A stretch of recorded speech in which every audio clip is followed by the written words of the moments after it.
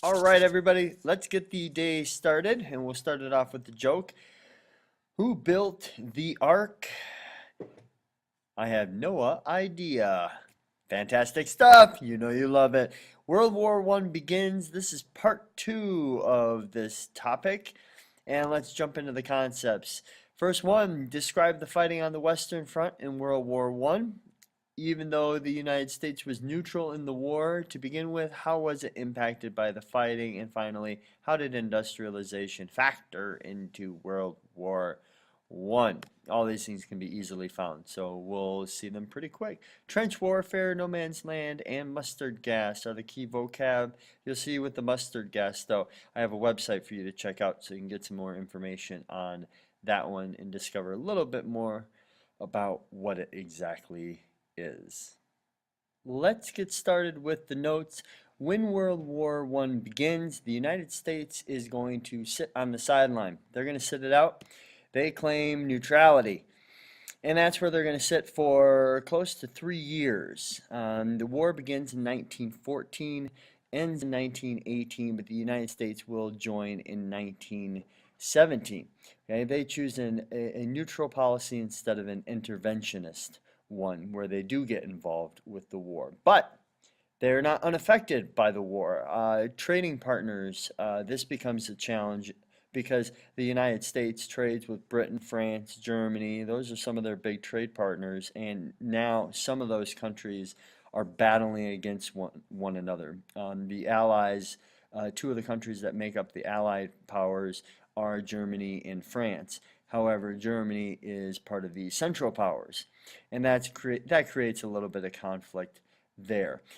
But eventually, the United States does join the war, and they join the side of the Allied forces. And reasons why they joined the war, there's not one big reason. Like in World War II, we'll see Pearl Harbor is the big reason why the United States, specifically the people of the United States, think joining the war is the right thing. Not so with World War One. World War One is a multiple reasons why the United States eventually joins the war, but there are a couple that stand out. Early in World War One, in fact, through 1917, the Germans have U-boats, short for Unterseeboot, okay? And they are submarines, and they are really dominating the Atlantic Ocean. They are causing lots of havoc for the Allied powers. Well, there is a ship called the Lusitania. This is one that gets a lot of the headlines, and it was a passenger ship, not a warship. The Lusitania was sunk by U-boats and had 128 Americans on board. That did not sit well with Americans, but it was something that did not get the United States alone to join in World War One. Woodrow Wilson, president of the U.S., asked for peace in the Atlantic, and he did not get it. He asked Germany specifically because of all these U-boat attacks. Then additionally here we have the Zimmerman Note. The Zimmerman Note is really interesting because it's a letter or a telegram sent by Germany to Mexico, which told Mexico, if you start a war with the United States, we will help you reclaim land that Mexico lost in the Mexican-American War, which is essentially the southwest portion of the United States. It was intercepted by the United States. They were aware of it, and for those reasons and some others, the United States eventually joins into the fighting in World War One. When the U.S. does join the war, they are going to join the fighting in the Western Front. And the Western Front takes place in the country of France, but for all intensive purposes, it's on the France-German border. Okay? And where they fight, it's going to take, the Western Front is comprised of a style of fighting called trench warfare.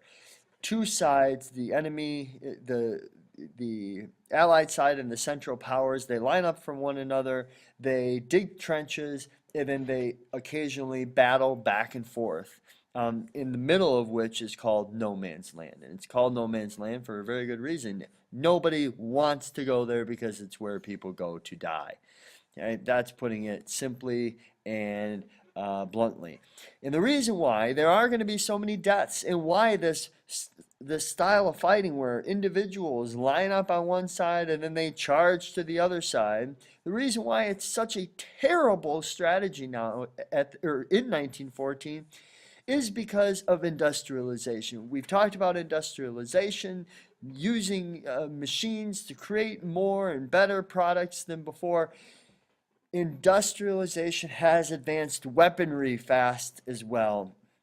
And we get the first glimpses of modern warfare that we have today. They occur in World War I. Specifically, the machine gun, and I would also include mustard gas, which is our chemical warfare today. It becomes much more devastating and makes obsolete this idea of two sides where people line up from one another and rush towards the other. It just is the type of fighting, the style of fighting is obsolete. Now let's take a look at how industrialization really has affected World War I.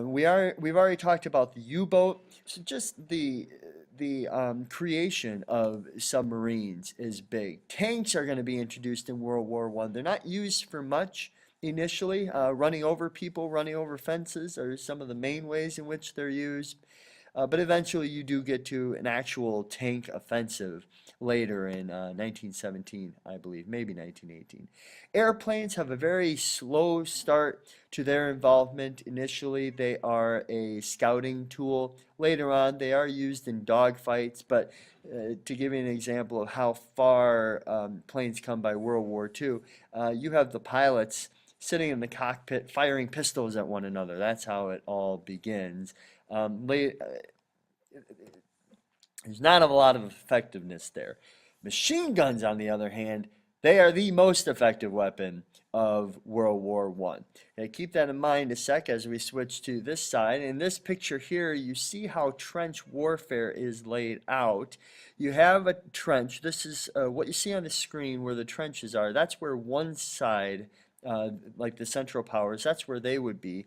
And then in the upper left-hand corner of the picture, you see no man's land is circled. If you started walking from a trench out into no man's land, eventually you would run into the other end, to the enemy. Okay, and now when one side charges the other, the reason why World War I is so devastating is because the other side sits there with machine guns and just mows down the enemy. Okay, one of the problems with this is that's really good for the defender, but it's really bad for the people going on the offensive.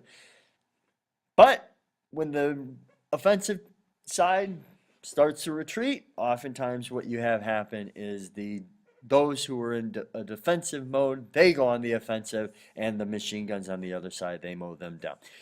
Ugh, ugly, ugly fighting. That's why we're going to get so many casualties in this war. Please press pause, check this picture out as well. It gives a little bit of information as well, another visual, and that's good for understanding trench warfare. A little bit hard to read, but that's okay. Mustard gas, just giving you a visual here of the gas masks that are used. You'll notice a couple dogs with gas masks on there. Be sure to check out that website, though, that I've listed. And then a couple other areas where we see people devastated by war. Amputations happen a lot in World War I. It's part of the physical ailments that people have to endure. Trench foot is one of the reasons why someone might get amputated. Trench foot happens from being in the trenches too long, your feet getting wet, not changing socks, and then your foot turns red and blue, and then it rots from the inside. Ugh, yuck. And then shell shock. Shell shock is certainly still around today, but it's something that people didn't know about and didn't know much about at the time of World War I, and the atrocities that are committed and the awfulness of the fighting you get a lot of people devastated by this shell shock mentality, this ailment, and it does create a lot of problems for a lot of soldiers that fought in the war. Well, and then please take a look at this to give you a little bit more insight on World War I. We'll see you next time.